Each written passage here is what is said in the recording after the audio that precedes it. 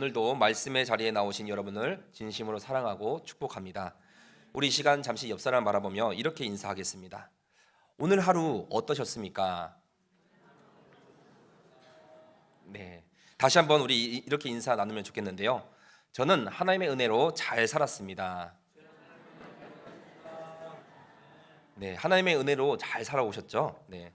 네, 이렇게 우리 잠깐 나눈 인사처럼 아침부터 저녁까지 하나님의 은혜로 오늘 하루하루를 잘 살아내신 여러분을 다시 한번 사랑하고 축복합니다. 아멘.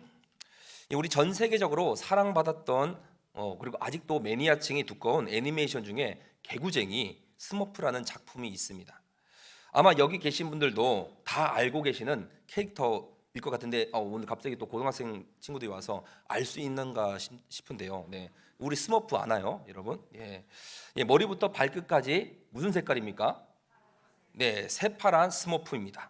예, 사실 이 스머프는 어느 한 캐릭터의 그 이름이 아니라 종족의 그런 개념입니다.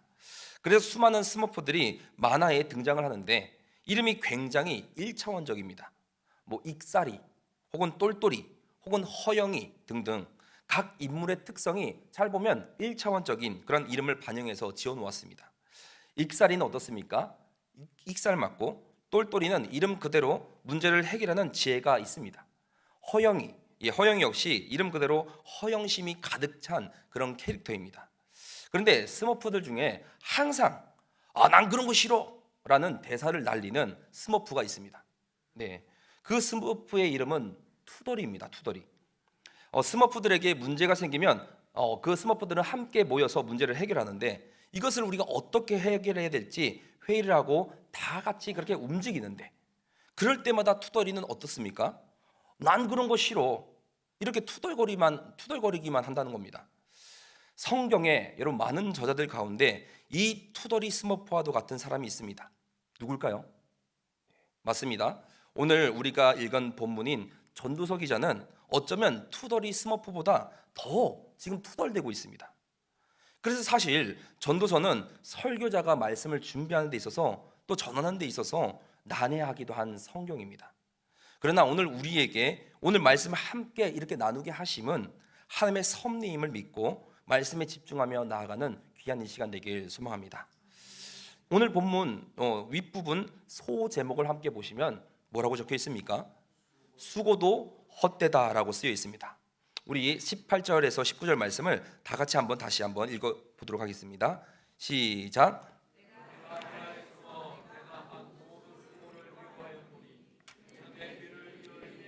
남겨주게 됨이라. 그 사람이 지혜자일지 우매자일지야 누가 알랴마는 내가 해 아래서 내 지혜를 다하여 수고한 모든 결과를 그가 다 관리하리니 이것도 헛되도다. 해 아래에서 한 모든 수고를 어떻게 했습니까? 미워하였다고 말합니다. 그 이유가 뭔고 하니 내 뒤를 이을 자에게 남겨주게 됐기 때문입니다. 그러면서 19절에 마저 한탄을 이야기하고 있는데 그 사람이 지혜자일지 우매자일지도 알지 못하는데 내가 지금 여지껏 해 아래에서 수고한 모든 결과를 내가 아닌 다른 이에게 넘겨줘야만 하고 나는 이제 관리할 수 없는 날이 그런 날이 온다라고 이야기하고 있습니다. 우리나라 속담 중에 잘 보면 부자는 3대 못 간다라는 그런 이야기 있습니다. 아무리 부를 축적해 놓아도 피땀 흘려 그것을 가꾸어 놓아 물러주어도 아랫대에서 허랑방탕하게 흘려버리는 일이 너무나도 많다라는 말입니다. 이 전도서의 기자 역시 같은 말을 지금 하고 있습니다. 내가 해 아래에서 열심히 살아서 모으고 아껴 써도 그것은 내가 죽고 나서는 다 누릴 수가 없다는 그런 말을 하고 있는 거죠. 실제로 하나님의 성전을 완성할 만큼 부강했던 나라, 또 솔로몬이 통치했던 이스라엘은 그의 아들인 르호보암 때 나라가 어떻게 됩니까? 둘로 쪼개어져 버립니다.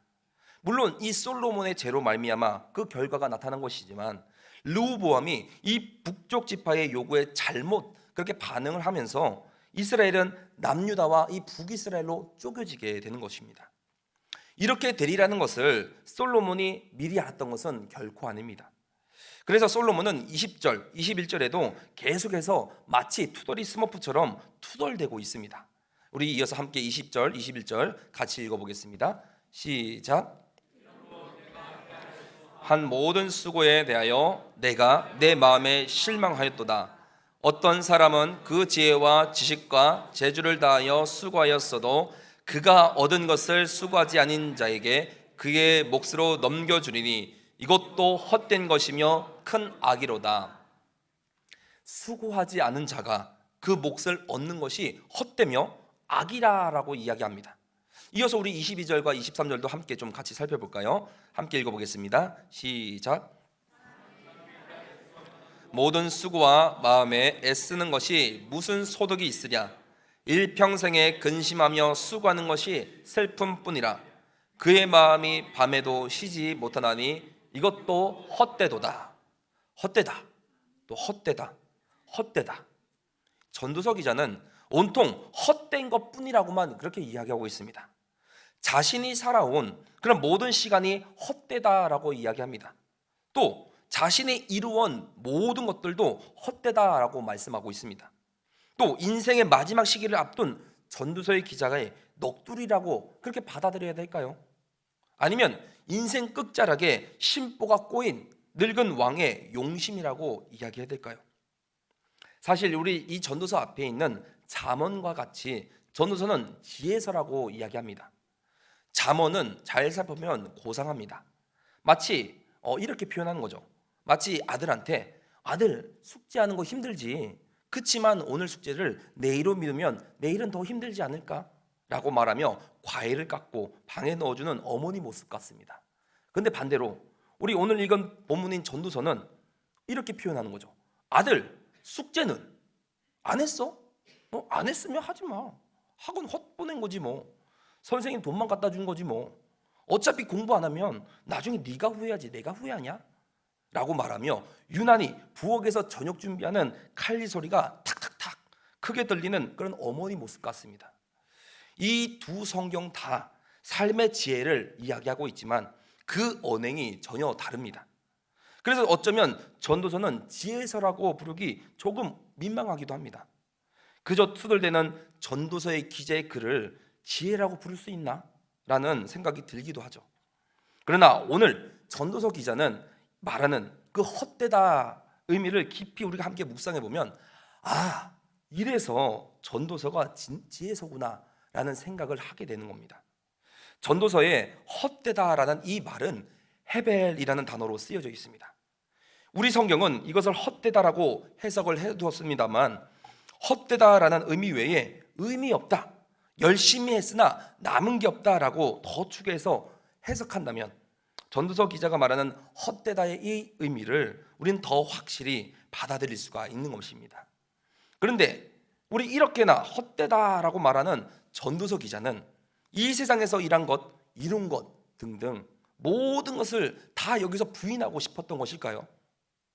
흔한 말로 아이고 다 부질없다 라고 이렇게 말하고 싶었던 걸까요? 아닙니다. 우리 이 전도서 기자는 그가 일한 것, 행한 것, 이룬 것 모든 그것들 자체로 의미가 있고 기쁨을 누렸으며 거기서 최선을 다해야 됨을 이야기합니다. 그러나 다만 거기에서 어떤 정답을 찾으려 하는 것이 헤벨, 즉 의미 없다라고 말하고 싶은 것입니다. 쉽게 말하면 이렇습니다. 해 아래에서 한 수고가 가치 없다라고 말하고 싶은 것이 아니라 이 수고의 의미를 두고 달겨들면 실족한다라고 말하고 싶은 것이죠. 그런데 우리 전도서를 이어서 계속 살펴보다 보면 헤벨이라는 이 단어의 의미 없다, 열심히 했으나 남는 게 없다라는 의미가 아닌 다른 그런 시각의 의미로 세상의 질서가 정의롭지 못하다라고 보여집니다. 분명 같은 단어를 사용했는데 단순히 의미 없다를 넘어서서 세상의 질서가 정의롭지 못하다라고 전도서 기자는 말하고 싶어 합니다. 자, 이 시간 잠시 어깨 펴시고, 팔 우리 쭉 펴시고, 숨을 크게 한번 들여 마셔볼까요? 다시 내리면서 내쉬고, 왜 이렇게 했을까요? 여러분, 방금 우리가 이렇게 팔 쭉 푸면서 뭘 들이마셨습니까? 숨, 산소, 우리 공기를 들어 마셨습니다. 그리고 다시 우리 숨을 내뱉으셨죠. 우리가 공기는 이처럼 우리 삶에 없으면 안 되는 것, 너무너무 귀중한 것입니다. 그런데 공기가 눈에 보입니까? 보이지 않습니까? 보이지 않습니다. 그래서 사람들은 공기가 중요하다, 귀중하다 인식하지 못합니다. 전도서가 쓰인 구약 성경에는 이 의에 대한 관심이 많이 있습니다. 그런데 구약의 저자들이 가진 애통함 중에 하나는 하나님이 계시는데도 이렇게 중요한 이 의는 상실되었다라는 고민이 있었던 것입니다. 그래서 구약에서는 의에 대한 수많은 언급들이 등장하고 가르치고 있습니다. 그랬더니 여기서 어떠한 현상이 일어나냐면 마치 공기가 눈에 보이지 않고 당연해서 귀중하다 여기지 못하듯이 하나님의 사랑과 의라는 이 하나님의 질서가 어떻게 되었을까요? 퇴색해 버렸다는 겁니다. 전도서 기자가 헛되고 헛되다라고 말하고 싶었던 진정한 의미는 바로 이 하나님의 의가 상실되었다라고 말하고 싶었던 것입니다. 그래서 전도서 기자가 쓴 헛되다, 헤벨이라는 단어는 가치 없음에 대한 불만 불평인 동시에 하나님의 질서가 무너진 것에 대한 고민이 함께 담긴 단어인 것입니다. 단순히 이 전도서 기자가 투덜이 스머프처럼 투덜댄 것이 아니라는 것이죠. 그래서 어떤 학자들은 설교적으로 이해하기 쉽게끔 전도서의 헛되다라는 말의 의미를 부조리하다, 또 이상하고 납득하기 어렵다라는 의미로 해석하기도 합니다. 우리 전도서 7장 15절은 이렇게 말씀하고 있는데, 내 허무한 날을 사는 동안 내가 그 모든 일을 살펴보았더니 자기 의로움에도 불구하고 멸망하는 의인이 있고 자기의 악행에도 불구하고 장수하는 악인이 있으니, 이 전도서의 다른 본문을 살펴보니까 의로움에도 불구하고 어떤 일이 발생합니까? 멸망하는 의인이 있고 자기의 이 악행에도 불구하고 장수하는 악인이 있더라는 겁니다. 여러분, 장수하는 것은 하나님께서 주신 복 중에 최고이지 않습니까? 악인인데 여기서 장수의 복을 누린다니, 이 얼마나 이상하고 납득하기 어려운 일입니까?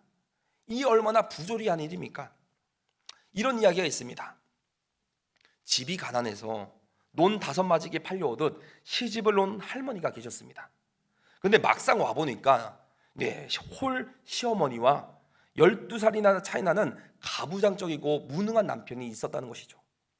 할머니는 일평생 시어머니와 시집살이로부터 남편의 폭력과 무관심 속에 살았지만 자녀들을 끝끝내 잘 키워내고 이제는 89세에 된 남편의 병수발까지 하며 그렇게 살았던 것입니다. 89세면 어떻습니까? 그 할아버지가 장수한 편이신데 새벽에 할아버지 옆에 누워 주무시던 할머니가 무슨 그림자가 느껴서 눈을 떠보니 사자가 서서 할아버지를 데려가라고 서 있던 것입니다. 사자가 그래서 할머니에게 마지막으로 전하고 싶은 말 딱 4글자만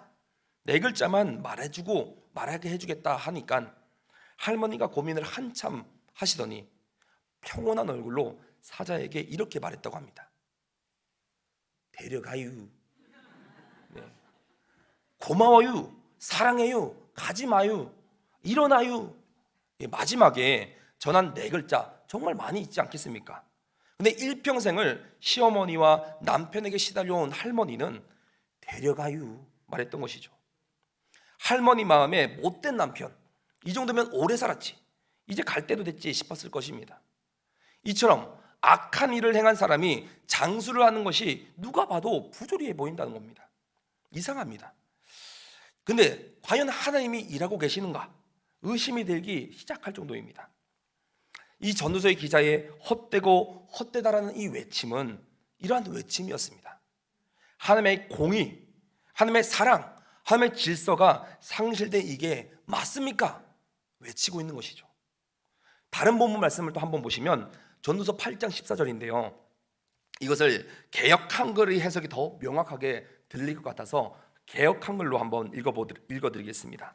보시면 세상에 행하는 헛된 일이 있나니 곧 악인의 행위대로 받는 의인도 있고 의인의 행위대로 받는 악인도 있는 것이라. 내가 이르노니 이것도 헛되도다. 이 해 아래에서 의인이면 의롭게 행한 대로 보상을 받거나 또 복을 누려야 되는 게 마땅하지 않겠습니까? 하나님을 칭찬을 받아야 마땅할 것인데 악한 행동을 한 것처럼 벌을 받는 일도 있더라는 겁니다. 반대로 더 나아가 우리 악인이면 벌을 받아야 마땅할 것인데 마치 경건하고 정직하게 산 의인처럼 상을 받는 그런 의인도 것도 있다는 겁니다. 그것이 괴롭다, 헛되다, 불공평하다 좌절하고 있는 것이죠. 그런데 중요한 것은 전도서의 기재의 이 투덜냄과 좌절로만 이 전도서가 끝나는 것이 아니라는 겁니다. 아까 잠언처럼 전도서도 뭐라고 그러겠습니까? 지혜서라고 말씀드렸습니다. 전도서 기자는 살아보니까 부질없고 불공평하다라고 이야기를 꺼내면서 그래서 내가 느낀 게 뭐냐고 이렇게 하고 자신이 깨달은 그 지혜를 꺼내놓고 있는 것입니다. 그래서 오늘 본문 24절에서 26절 말씀인데 함께 읽어보도록 하겠습니다. 24절에서 26절 시작.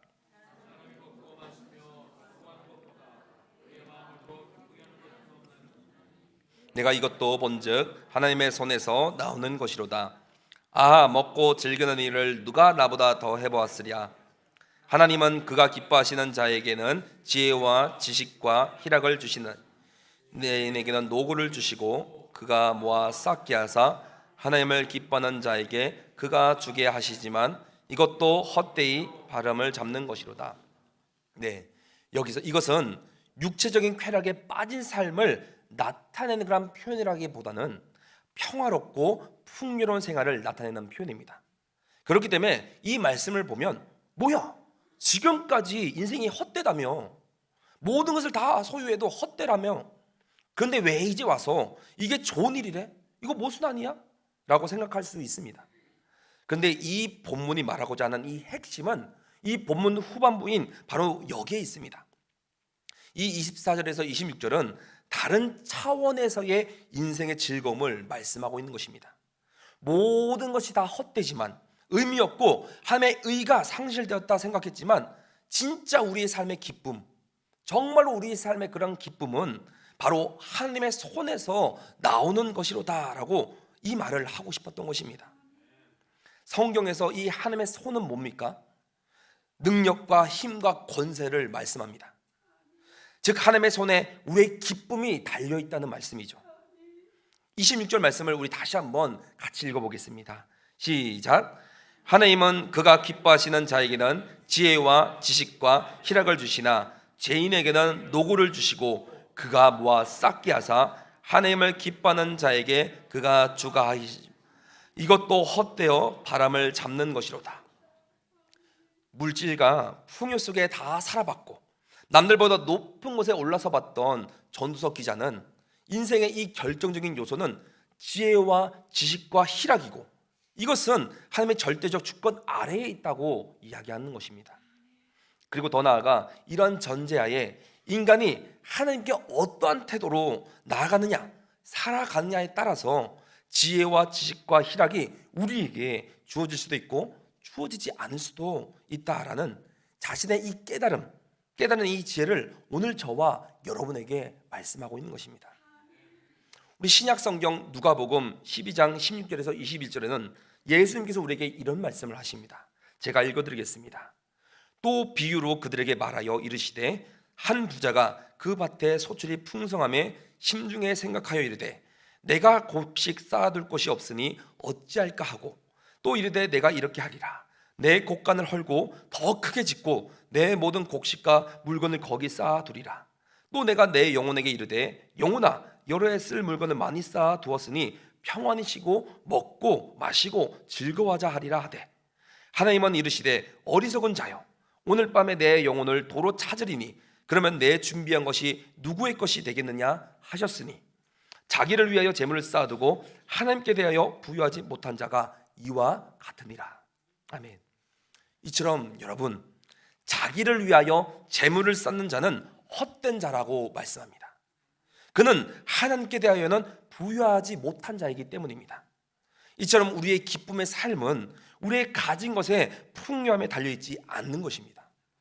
우리가 건강하고 오래 사는 것에 달려있지 않습니다. 우리의 자녀가 잘 되고 내 사업이 잘 되고 좋은 집에 살고 비싼 차를 타는 것에 있지 않습니다. 저와 여러분의 삶의 기쁨은 오직 하나님의 주권에 달려 있는 줄 믿습니다. 그렇기 때문에 우리는 많은 것을, 또 더 좋은 것을 소유하기 위해서 헛된 노력을 하며 살아가기보다는 이 소유를 우리에게 주실 수도 있고 혹은 다른 사람에게도 주실 수도 있는 하나님의 주권 앞에 먼저 우리의 삶을 내어드려야 될 줄 믿습니다. 이것이 하나님의 질서가 상실된 것 같은 헛된 세상을 살아갔던 전우서 기자가 깨달았던 지혜입니다. 오늘 말씀을 정리합니다. 사랑하는 여러분, 전우서 기자가 계속해서 헛되고 헛되다라고 이야기하지만 그는 결코 염세주의자가 아니었습니다. 오히려 그가 일한 것, 행한 것, 이룬 것 모두 그들 자체가 의미가 있었으며 기쁨이 있으며 최선을 다해 살아갈 것을 이야기하고 있습니다. 그러나 그건 역시 정답이 아닙니다. 우리의 헛된 삶의 정답은 오직 하나님의 손에 달려 있습니다. 이제 우리 3월이 시작되었고 양육훈련도 개강되었습니다. 우리가 받은 양육훈련 이 교재 속 말씀에서 명확한 한 줄짜리의 해답을 찾질 원하지 마십시오. 다만 우리는 어떻게 되겠습니까? 주의 말씀을 묵상하고 배우는 일 가운데 하나님의 손이 우리를 향해 펼쳐져 하나님이 주시는 지혜와 지식으로 인해 기쁨을 누리는 양육의 그런 시간 되기를 간절히 소망합니다. 이 자리에 계신 우리 모두 다 마찬가지입니다. 마치 우리가 점괘를 보듯 하나님의 말씀 한 구절 한 구절로 우리의 인생을 답을 찾고 의미를 찾지 않기를 간절히 소망합니다.